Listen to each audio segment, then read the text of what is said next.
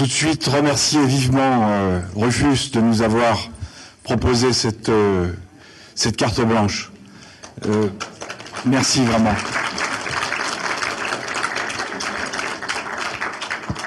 Et une carte blanche musicale également, bien sûr, avec cette merveilleuse rencontre entre les deux musiques yiddish et tzigane.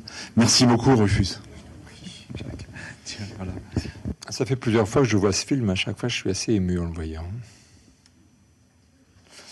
Je ne sais pas ce que ça vous dit. Peut-être qu'après, il n'y a plus rien à dire.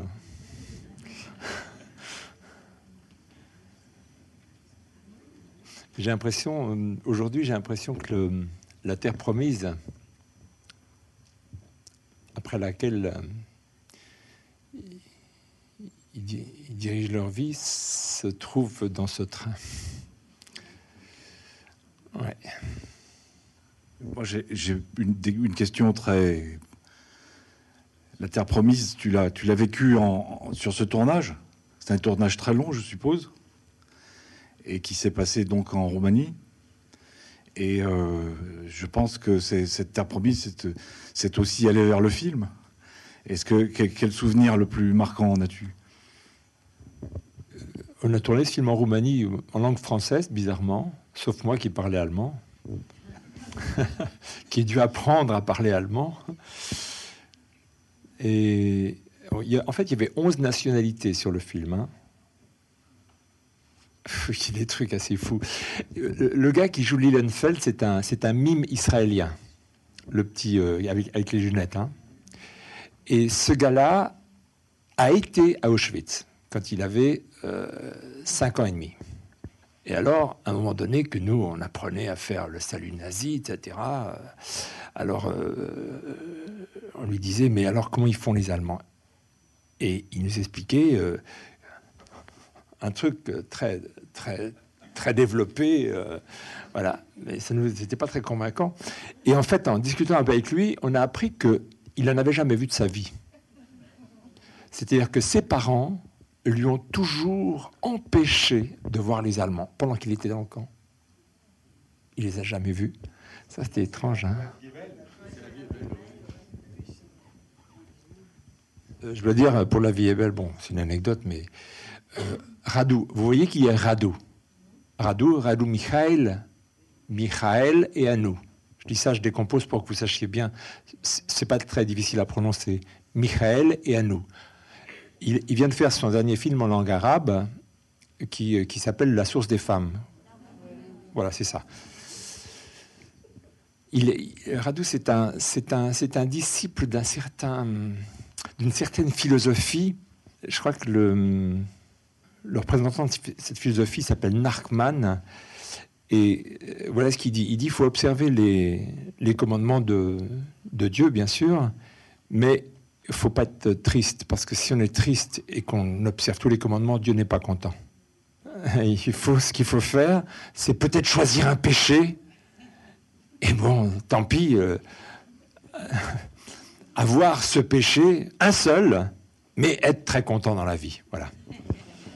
Donc c'est une manière assez étrange de pratiquer sa religion, et lui, dans la vie, il a cet humour qu'on retrouve donc à chaque fois, parce que quand l'autre dit alors est-ce que je peux laisser le cochon, il n'est pas cachère, laisse, Dieu comprendra. Voilà. Donc on demande à Dieu de comprendre pas mal de trucs dans ce film, vous avez compris. Et c'est justement pour ça, et c'est assez joli, il est en deux. Pardon? Oui, c'est ça, bien sûr. Et en fait, il y a des formats, et puis ces formats, ils transgressent sans arrêt les formats. C'est pour ça qu'ils sont insupportables. Hein. Voilà, c'est qu'ils ajoutent de l'humour à la vie. Et c'est pour ça que je dis que la Terre Promise était dans ce film. Pendant le tournage, elle y était. Vraiment, on était dans la Terre Promise et on est resté très liés, tous les gens de ce film. On s'est beaucoup amusé, on a beaucoup dansé personnellement. Hein. Toute l'équipe du film a énormément dansé. Hein. Ouais, on a aimé être en vie. Hein. Et j'ai toujours pensé que, bien sûr, dans ce film, personne ne meurt, sauf tout le monde. Mais on a transmis, en fait, l'essentiel de ce que Radu voulait qu'on transmette, c'est-à-dire que la vie,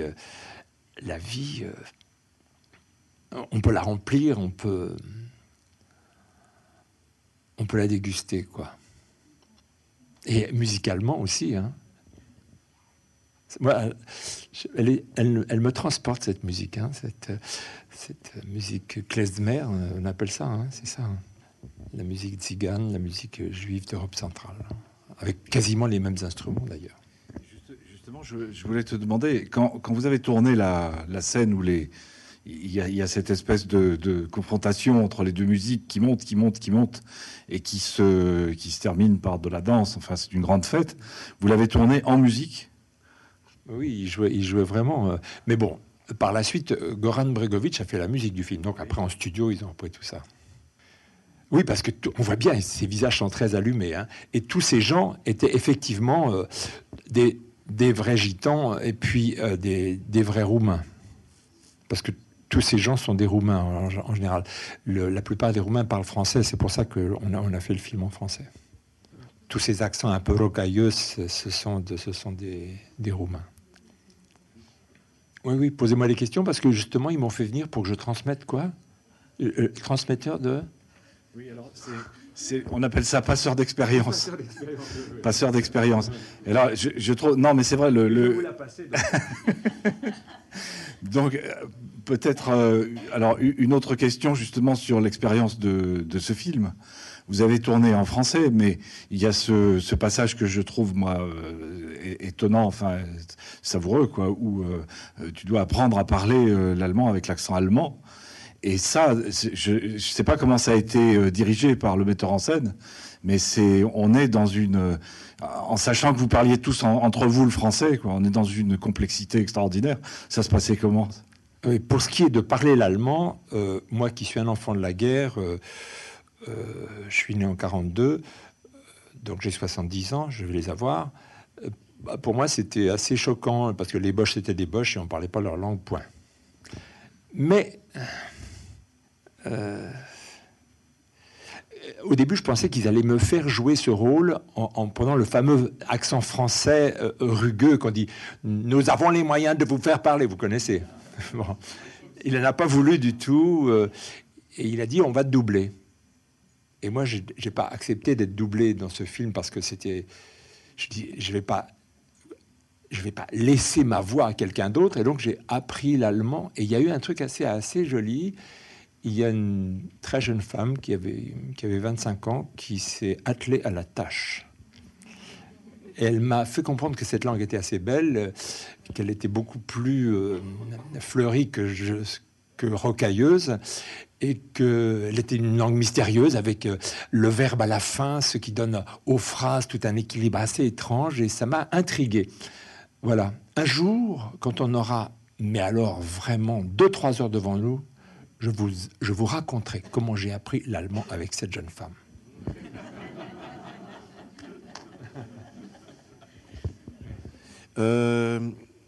Oui, Rufus, je vous perçois plus comme un acteur plutôt lunaire, hein, comme on dit, plutôt poète, et d'un tempérament justement, comment je dirais, rêveur. Alors je me suis posé la question, au niveau du rythme intérieur, comment c'était pour vous d'interpréter quelqu'un de plus ramassé, de plus sec, de plus dur, comme ça. Ça n'a pas dû être simple. Vous savez, les acteurs sont vides. Oui. Non, mais ils sont vides et on met dedans ce qu'on veut. Tout à fait. Voilà. Si on doit être ramassé, on est ramassé. Si on veut être plus lunaire, on l'est, etc. Et si on veut être comique, on l'est, etc., etc. Donc le grand art de l'acteur, c'est de régler son instrument sur le rien, pour être à disposition des mots qui se proposent et des metteurs en scène qui demandent ce qu'ils veulent. Voilà. Si je puis dire. Non, c'est tout à fait juste. Je me demandais si pour certains rôles, ça présente plus de difficultés de remplir ce vide, de l'articuler. C'est ça qui... Je ne sais pas quoi vous répondre. Il y a hier un jeune homme qui a fait une étude pour son doctorat et il est venu m'interroger pour savoir est-ce que l'acteur reste dans le rôle après qu'on ait dit couper. après que le moteur soit coupé. Voilà. Donc, qu'est-ce qui reste de ce qu'on a appris? Je réponds de cette façon, hein, puis vous verrez que c'est pas si bête. C'est vrai qu'on apprend souvent qu'un acteur, on lui a choisi une partenaire, il y avait 800 filles, on a choisi celle avec laquelle, quand ils vont apparaître tous les deux à l'écran, on va se dire oui, c'est un couple qui marche. Bon. Et puis après, ils vont être dans un lit tous les deux, puis ils vont s'embrasser, puis ils vont se rouler des pelles jusqu'à ce que l'autre il dise couper. Et puis après, le gars, il va rentrer chez lui le soir. Et puis alors, donc la question, c'est est-ce qu'il croit encore à l'histoire qu'il a vécue toute la journée, qu'il a vécue pendant un mois? Et très souvent, la réponse est oui. C'est pourquoi les acteurs souvent épousent leur partenaire pour le temps d'un film. Hein. Bon, alors bon, ça, c'est assez agréable à penser ça de cette façon. Mais, supposons, moi, j'ai joué, par exemple, dans plusieurs films allemands dans lesquels, je ne sais pas pourquoi les Allemands m'ont choisi pour jouer un épouvantable assassin. Je joue des super salopards dans plusieurs films allemands. Des films qui ont fait un énorme succès, d'ailleurs, en plus. Hein. Et pourquoi je dis ça? Ah oui, c'est ça, oui. Alors, quand je rentre chez moi le soir, je ne vais pas en flinguer 2-3 dans le métro parce que je me crois dans mon personnage. Vous voyez le truc? Donc, à un moment donné, le vrai boulot de l'acteur, c'est quand on dit couper, de vraiment couper, quoi. Voilà. Donc, donc, ce métier consiste à se remplir, à remplir son vide de cette chose, et puis de la laisser partir au moment où ça se termine, quoi. Voilà. Et c'est ça l'adresse de l'acteur, parce que si par exemple on me demande d'être jaloux, alors moi j'ai déjà été jaloux dans ma vie, mais ça m'a rendu très très malheureux. Alors je vais être jaloux pendant le tournage de la scène, puis après il va dire couper, puis moi j'ai continué à être malheureux parce que j'aurais rappelé des vieux démons qui continueront à me torturer pendant une semaine, ça va être affreux. Donc quand il va me dire sois jaloux, je vais pas l'être parce que j'ai pas envie de prendre le risque de me rendre malade pendant une semaine. Vous voyez, donc c'est un sport très spécial. Hein. Il faut vraiment être vide. Voilà, c'est ça la réponse. Ça vous va? Pardon. Ça me fait penser à ce que tu nous racontais hier soir à propos d'un tournage avec Moki, où tu nous as expliqué que voilà, Moki t'a lancé dans le tournage d'un plan, et tu nous expliquais, bon, je l'ai fait parce que sinon j'étais mort. Ah oui, oui. Oui, alors donc, je vais vous dire de quel film il s'agit. L'histoire est assez amusante, hein, parce que donc vous avez compris que moi, ce que j'aime dans la vie, c'est la créativité, l'invention, l'humour, et je suis pas très partisan de suivre cet adage « ne faisons rien, c'est plus prudent, c'est plus sûr ». Voilà, donc en fait, Moki est un symbole de ce système qui consiste à être créatif quoi qu'il arrive. Et je trouve ça assez beau. Il a fait un film qui s'appelle Crédit pour tous. Bon, ce film est à l'affiche à Paris en ce moment. Ça fait 52 semaines qu'il est à l'affiche. Alors vous n'en avez jamais entendu parler, puis je vais vous dire pourquoi. Ce film a été écrit par Patrick Rambaud. Patrick Rambaud, c'est un gars qui a écrit en secret beaucoup de livres pour des hommes connus. Mais lui, il écrivait en cachette, c'était le nègre, comme on dit. Et un jour, il a écrit son premier roman, il a eu le prix Goncourt. Donc Patrick Rambaud est maintenant assez célèbre parce qu'il écrit sur Nicolas Sarkozy des chroniques dans lesquelles il écrit à la façon de Saint-Simon comme si Nicolas Sarkozy était Louis XIV. Voilà, donc ça a énormément de succès. Il a vendu 3 bouquins comme ça. Voilà, donc il a beaucoup de talent, ce gars. Il a écrit donc Crédit pour tous, et ce Crédit pour tous, c'est l'histoire d'un crédit. On offrirait aux gens la possibilité d'emprunter gratuitement, sans intérêt, et de les laisser libres de rembourser quand ils auront de l'argent. Et le principe est basé sur le fait qu'on pense que les gens sont honnêtes. Et que quand ils auront de l'argent, ils rendront. Voilà. Donc c'est assez bizarre comme film. Bon. Et là, moi, je joue là-dedans donc un des rôles principaux avec Dominique Pinon, et puis et Ariel Dombal, qui est sa femme au début, puis qui est ma femme à la fin. Ce film a énormément plu aux distributeurs. Ils ont voulu vraiment acheter ce film. Ils étaient emballés. Distributeurs, vous savez, c'est ceux qui le distribuent dans toute la France. Bon. Et ils ont dit, mais voilà, il faudrait investir 400 000 euros pour acheter des copies, parce qu'il va falloir, je sais pas combien ça fait, 400 000 euros, ça doit faire 40 copies. Hein, voilà, bon. Et Jean-Pierre Mocky a réfléchi, il a dit, 400 000 euros, bon, je vais acheter un cinéma. Et pour 400 000 euros, il a acheté un cinéma qui s'appelle le cinéma Le Desperado, qui est rue des Écoles, et ça fait 1 an qu'il passe le film tous les jours, toute la journée. Voilà. Bon, alors ça c'est pour vous dire qui est Jean-Pierre Mocky. Voilà. Alors, non mais voilà, j'adore.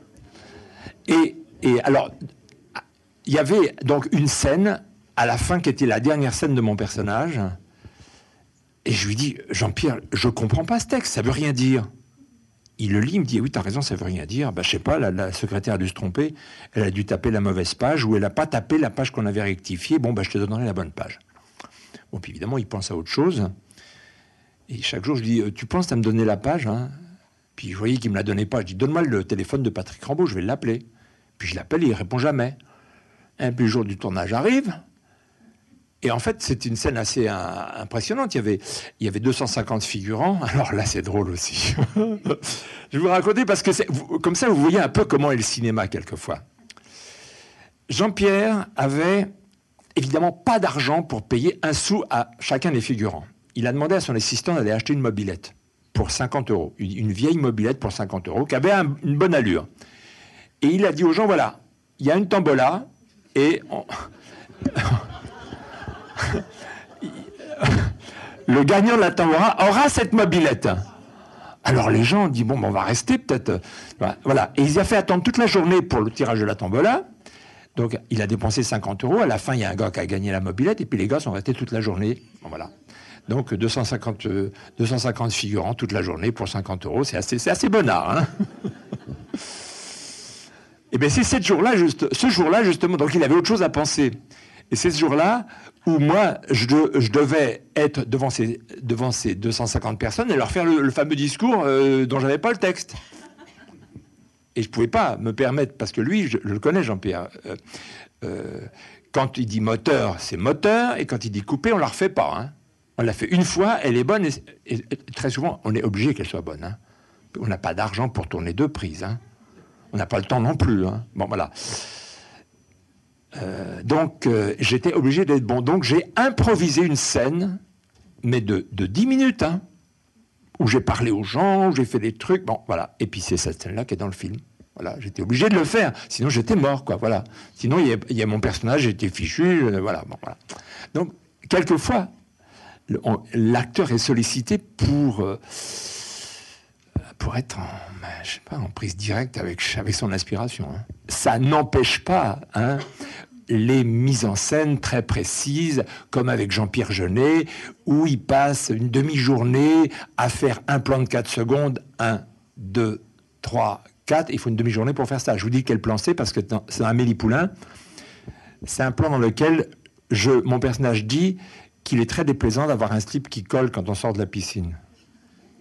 Et donc, on a loué une piscine, on a fait venir les 3 camions, on a éclairé la piscine, ça a pris une demi-journée. Après, on a cherché un maillot de bain, parce qu'on avait fait des essais, il n'y a aucun maillot de bain qui collait, en réalité. Et on a failli paner la journée à cause de ce maillot de bain qui ne collait pas. Tu vois le genre qui veut sortir comme ça. Voilà. Et finalement, voilà, on a fait une fois le plan, 2 fois le plan, 3 fois le plan, 22 fois le plan. Et puis finalement, au début de l'après-midi, on était arrivé là à 7h du matin, on a eu le plan de 4 secondes, etc. Voilà. Donc, il y a d'autres méthodes de travailler aussi. Hein, voilà.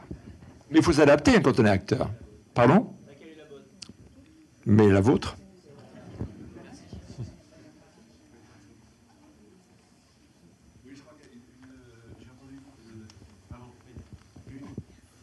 Une jolie histoire à partir je crois que vous interprétiez un serial killer, je crois, dans un film.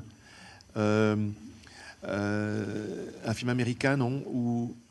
Avec l'histoire du Fennec. Oui, donc ça, c'est 2 histoires différentes. Ça, c'est un serial killer allemand. J'avais remarqué une chose, c'est pas moi qui l'ai remarqué, hein, c'est un de mes amis cinéastes, José Giovanni, qui m'a fait attirer l'attention là-dessus. Vous savez, quand le héros du film tue les femmes et les orphelins, donc c'est un vrai salopard. Mais s'il caresse le museau de son cheval, le public l'adore. À l'inverse, si il sauve les femmes et les orphelins, mais donne un coup de pied à un chat, le public le déteste. Voilà, donc c'est assez bizarre, donc la réaction du public vis-à-vis du héros de cinéma. Donc moi, je jouais un véritable salopard qui tue sans vergogne, etc. Mais, comme je connaissais l'histoire, j'ai dit, moi, je veux bien jouer ce rôle-là, ouais, c'est intéressant. C'est pas une question d'argent, mais je voudrais toujours un petit animal, toujours avec moi. Bon, pourquoi pas? Ben oui, je lui dis parce que ce gars, c'était un type qui, c'était un soldat. Il a travaillé dans le désert, il est pieds nus dans les sandales, tout ça, dans le désert. Donc c'est un ancien de la Légion. Bon, alors s'il avait un petit fennec, ça serait très bien. Et ils m'ont trouvé un fennec. Alors j'ai fait toutes les horreurs possibles dans le film, et les gens ont adoré. Hein. C'est nul et dit. Oh. Non, ça, c'est pas March or Die. March or Die, c'est une autre histoire. March or Die, c'est un film américain que j'ai fait. Mais alors, on s'éloigne de ça. Vous voulez vraiment qu'on parle d'autre chose ou qu'on reparle du film? Excuse-moi, parce qu'on va reparler peut-être un petit peu du film. Parce que, hélas, 3 fois hélas, il va falloir qu'on libère la salle pour la prochaine séance dans peu de temps. Voilà. Pour reparler du film, je voulais te poser en fait une question sur quelque chose qu'on connaît peut-être un petit peu moins de connaissants, mais c'est Rufus qui chante, qui écrit et qui compose des chansons. Et donc le lien entre la musique et le cinéma, ça passe par où? Ça passe par quoi? Alors là, je vais faire une réponse assez bizarre. Voilà. Donc, moi, je dois vous dire, je suis un acteur en cavale, d'accord? C'est-à-dire qu'ils n'ont pas réussi à m'avoir jusqu'à maintenant. Oui, c'est ça, oui. On m'a proposé des films publicitaires, des films à la con, tout ça, et j'ai toujours dit, je sais pas, je vais voir. Puis hop, je me défilais. Donc à la fin du compte, j'ai fait que les films que j'avais envie de faire, mais il n'y en a pas beaucoup. Et... Attends, je sais pas pourquoi je dis ça. Le lien entre le cinéma et la musique. Ouais, c'est ça. Et... Donc finalement, aujourd'hui j'ai été gaulé, ça y est, on m'a mis au Festival d'Aubagne, j'ai un poste officiel, je suis dans le jury, je suis repéré, plusieurs journalistes sont venus me demander mon avis sur des trucs, bon alors ça y est, j'espère que ça va pas être trop grave pour moi, mais enfin, voilà, et en fait je vais vous dire pourquoi j'ai choisi j'ai accepté cette folie, c'est que un jour en Égypte, j'étais avec ma fille qui était toute petite, et on regardait les pyramides, et je lui dis, tu te rends compte comment ils ont monté des blocs de 30 tonnes tout là-haut? Alors, elle imaginait, elle, comme moi d'ailleurs, les centaines d'esclaves qui poussent sur des rouleaux de bois, etc., en faisant attention que ça ne glisse pas en arrière. Oh, c'est terrible. Et il y a un gars derrière moi qui a dit, en anglais, que c'était c'est pas le mot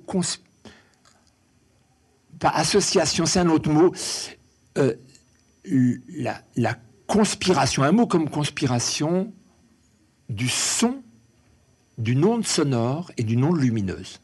Bon, moi j'ai pas relevé, j'ai regardé, ce type était un Indien, c'était pas un Égyptien, c'était pas un Anglais, et très longtemps après, j'ai essayé d'imaginer qu'est-ce qu'il avait bien pu vouloir dire, quel mystère ça pouvait couvrir, des choses qu'on n'avait pas découvert encore ou qu'on avait perdu, un savoir qu'on aurait perdu. J'imaginais au lever du jour, le soleil apparaît là-bas, et puis un tas de musiciens avec des flûtes se mettent à produire un son particulier, et tout à coup, les 30 tonnes sont transportées. Et en rêvant à ça, quand on m'a proposé de faire partie d'un jury de festival dans lequel était célébrée à la fois l'image et les ondes sonores, je me suis dit, peut-être j'ai une chance d'être transporté ce jour-là. Voilà.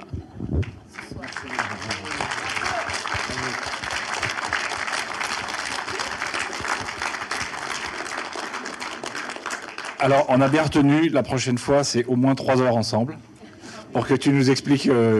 hein Autant d'histoire. En tout cas, merci infiniment, Rufus. Merci beaucoup d'être parmi nous.